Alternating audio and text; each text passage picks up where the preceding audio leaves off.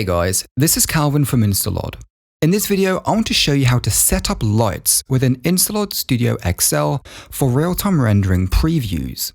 Lighting scenes within InstaLOD Studio XL also works very well for pre-vis of scenes and even design reviews. Adding and editing lights within InstaLOD Studio XL is quick and easy, allowing for fast iterations.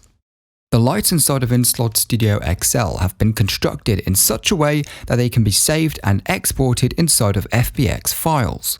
This allows users to import scenes with full light setups into other programs, such as Unity or even Autodesk Maya. These light setups can, however, also be used within InstaLOD Studio XL for ray tracing using the Radeon Pro Render integration. To spawn a light, navigate to the Create window and select Lights. We have 3 different lights to choose from, including point lights, spotlights, and area lights.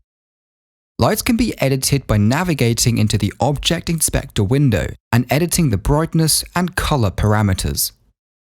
Lights can be moved, rotated, and scaled in the scene using the gizmo icons in the toolbar or the according keyboard shortcuts W, E, and R.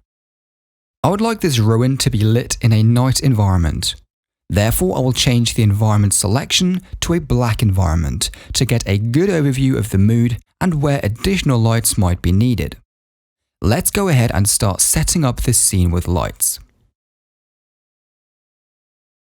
So, now that I'm finished with lighting the scene and am happy with the portrayed mood that I'm getting, I will go ahead and export the scene by navigating to File, Export Scene.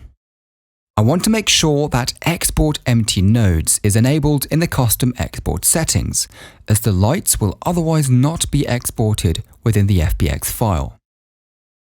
Next, with Unity open, I will import the FBX and drag the file into the scene.